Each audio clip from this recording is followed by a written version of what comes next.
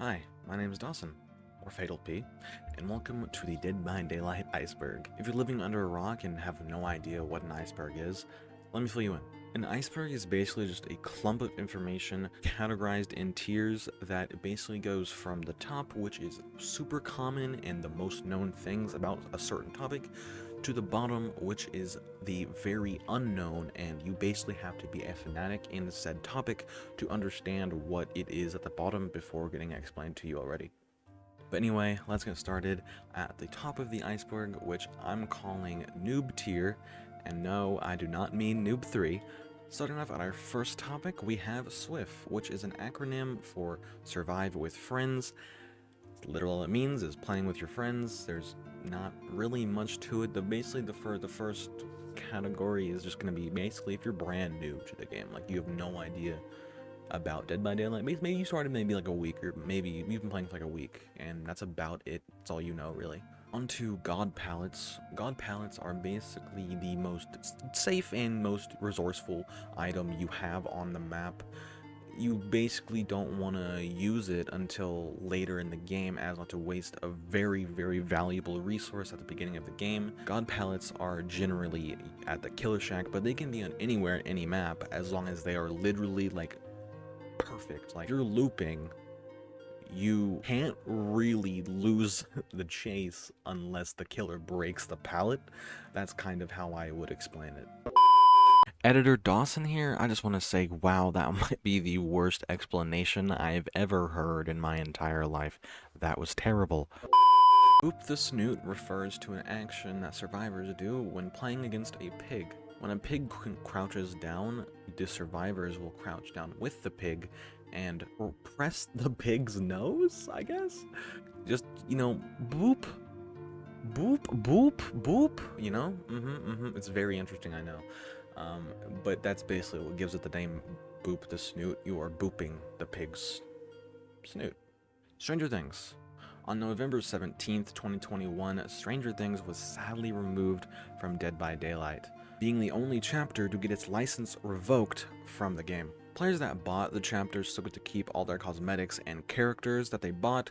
Thankfully, if that was the case that they got removed, I feel like people would be pretty pissed about it. You can still buy codes for the chapter online on like some like third-party stores, but I would never indulge that. What? No, never.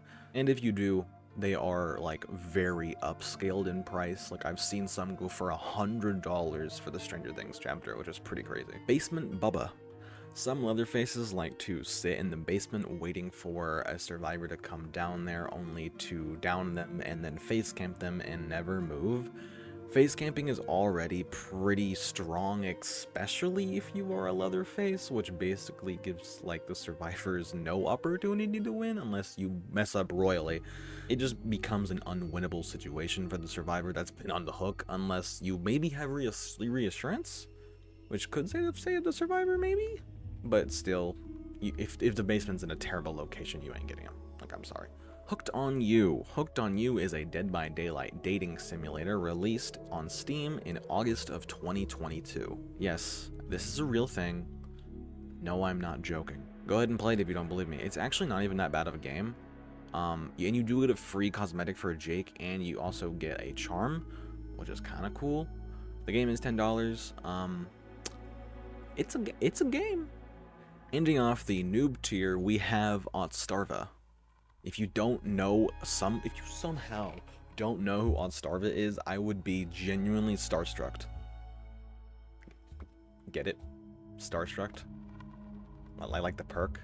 I know, I'm hilarious. I'm so funny. Anyway, Otstarva is basically the most known and prevalent DBD content creator for the game. And he's honestly pretty much basically dedicated his life to this game at this point. He has made some insanely well-informed videos. I've seen a video of him go for like 9 hours of him just like talking about perks, which is crazy. Who sits there and talks about perks in Dead by Daylight for 9 hours? Honestly, this man deserves all the fame he gets. He's also just a genuinely nice guy. He's a great guy. If you have never checked him out, I definitely would. Moving on to tier 2, we have legacy skins. In patch 1.3.0, the devs gave the players that prestige their killers or survivors legacy cosmetics. Before this patch, prestiging was very difficult to do, and not very many people did it, so it was just a little reward for those of the people that had the time and dedication to the game that did. Matthew Cote. Matthew Cote is the lead game director for Dead by Daylight, and he kind of is the face of the dev team. He's been memed quite a lot. I think we did a pretty good job so far. But if you happen to watch a dev stream, he will most likely be the one you see and recognize the most. Moon bouquets. These were offerings that you could bring into the match that would change the lighting of the map that you were on. The devs didn't really like this too much, so they ended up removing it in patch 1.8.2, deciding they would choose the lighting on the maps. PTB. This is an acronym for Public Test Build. This is what the developers use as an early little look into what the new update will be, such as new chapters, which is what it's typically all about and what most people know the PTB's for. Fog Whisperers. These are behavior's golden children. If you are a content creator of DBD and you have a big enough fan base and you really play the game a lot and you don't talk too much dirt about it, maybe you're lucky enough to be a Fog Whisperer at some point. It's really just a partnership with the game that shows how much you love and you dedicated your content to the game. Dead by Daylight Anniversary. Every July 14th of every year, Dead by Daylight celebrates their 1-year anniversary since release. It's the biggest event DBD has other than the release of like new chapters, although the anniversary is usually on a new chapter. Hillbilly is Leatherface. It's pretty obvious that Hillbilly definitely took some inspiration from Leatherface. When Hillbilly came out, he was basically just a copy of Leatherface, being in a field, like a corn, I guess. Living in a huge house in the middle of nowhere on a farm. He was a hillbilly. He had a chainsaw. Yeah. Moving on to tier 3, we have Blackface Bubba. When Leatherface came out, there were 4 unlockable faces that you could get for Meg, Dwight, Claudette, and Jake when you killed them 25 times. Behavior removed these masks later on because of some controversy between people literally harassing and targeting black streamers or black content creators or black survivors. So it's kind of understandable why they took it out. Ghostface music. Our lovely ghosty boy has had a lot of music changes throughout the years. But in one PTB, he literally had a chase music that sounded exactly like a washing machine, and people kind of clowned on the devs for that.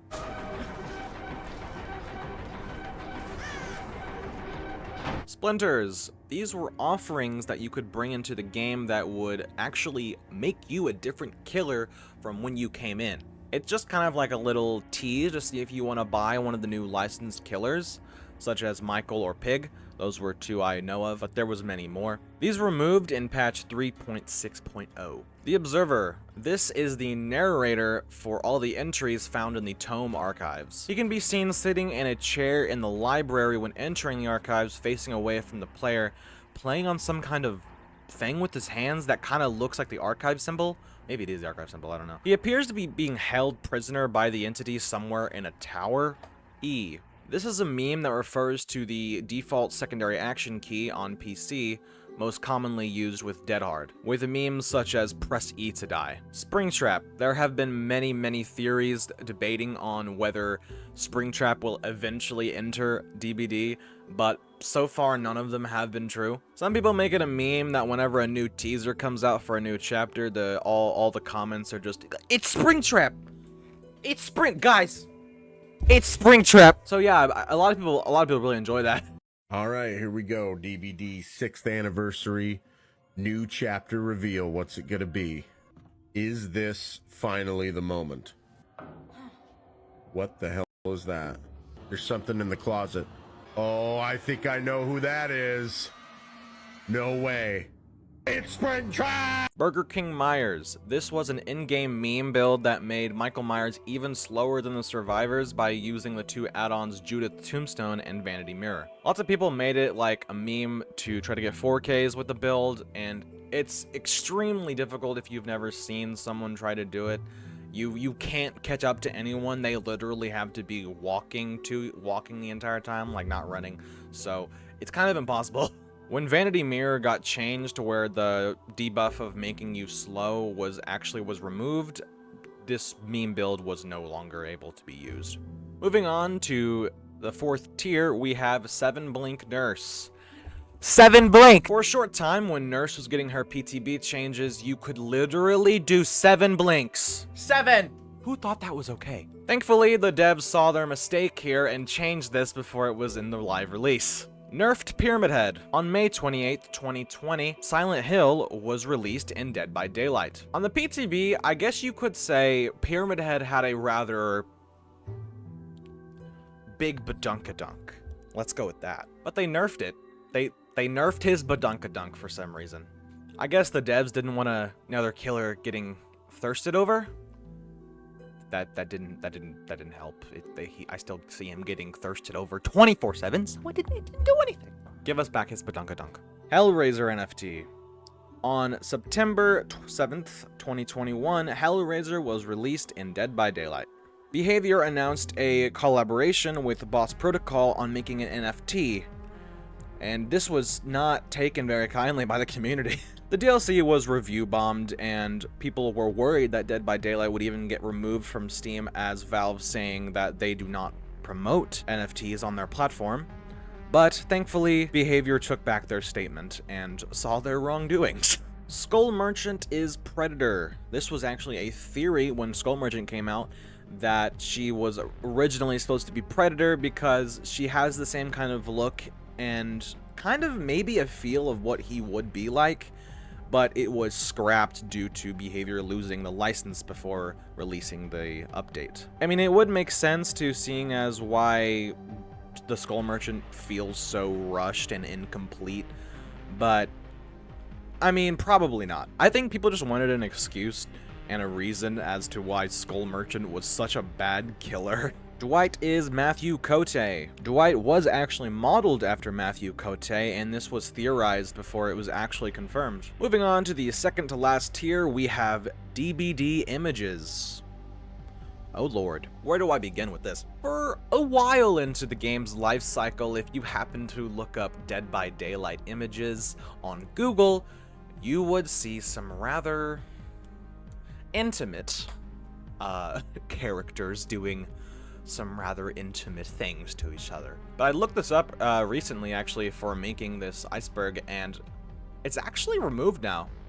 So good job, Behavior, good. I'm glad. DBD board game. I actually only put this here because it came out like 3 weeks ago and I don't expect many people to know about this yet. It's literally just a Dead by Daylight board game, but may I say, this thing looks extremely complicated and I do not want to give it a shot. But hey, if you're a fan of board games and you like DBD, maybe you should give it a shot. If you want to see more information on this, I suggest looking at, Greek and Sundry's video right here. They go into very much detail about the board game, and it looks way too complicated. Golden toolboxes are golden toolboxes that are hidden around the map. Awesome. There's literally no purpose for these other than just little Easter eggs, and every realm gets one, but they're extremely hard to find, and every realm that comes out, people dedicate a little hunt to going and find them. So yeah. Huntress body pillow. This was a meme that people were making on Twitter about wanting a Huntress body pillow. It's a real thing now, so I guess they got what they wanted. Wraith and Nurse. In a developer stream, one of the devs actually said that Wraith and Nurse have some kind of a romantic relationship together. This is further backed by them both having matching Valentine's Day outfits. Moving on to the final tier, which I'm calling the basement, we have Third Way to Escape. On a developer stream a very long time ago, one of the developers actually mentioned a third way to escape that have never been found. After this, the community pretty much went wild and theorized about this third way to escape, going crazy over it, but it was ultimately regarded as a joke by the developer. Nude models. Great. Most of the characters in the game have at least something underneath the clothing of their character, but some of them don't. Obviously, I'm not gonna show this on a YouTube video. If you really need to know about this, go look it up yourself. But you can say that basically every character has a nude model. If you really needed to know that. Hawkins' secret room, when Hawkins was still in the game. This was a secret room in Hawkins' laboratory that was only attainable by Nurse. This secret area had a golden toolbox hidden in it and an Easter egg to one of the YouTubers, Polyester. Polyester likes to hunt for golden toolboxes, and this room and the golden toolbox was kind of a little tribute to him. Meg in Resident Evil 8. In Resident Evil Village, when you're entering the Lady Dimitrescu castle, Meg's scream can be heard. This probably doesn't mean anything for Dead by Daylight or Resident Evil. It was most likely just a little tease and Easter egg for DVD players, as Resident Evil had recently gotten a chapter in Dead by Daylight. And lastly on our iceberg, we have tutorial bots are people. I honestly don't know where this came from. I guess some people were making this a joke and it just somehow kind of caught on. I guess the joke is some of the tutorial bots can actually be better than the real players that you encounter. I'm pretty sure that's all it means. Well, that's going to have it for my iceberg video. But wait, there's more. I just got back from work, so I look very stinky right now. Sorry about that. But there is actually one more tier on this iceberg, that being the depths. There is one topic on this category, and it is, drumroll please, pumpkin spice hottie. This is a good friend of mine. Her name is Danny. She is a Dead by Daylight streamer, or at least a streamer that plays Dead by Daylight the most. She's a great friend of mine. I really want some of you guys to check her out. She's funny. She does open lobbies if you like to play with people a lot. She does a lot of open lobbies as Survivor. She's a Survivor main. She's just fun to be around, fun to hang out with, and I definitely think she should be given some love by you guys. You ever want to just chill on DVD, have some fun games without taking the game too serious? Trust me, go play with her. You will have a great time. Thomas.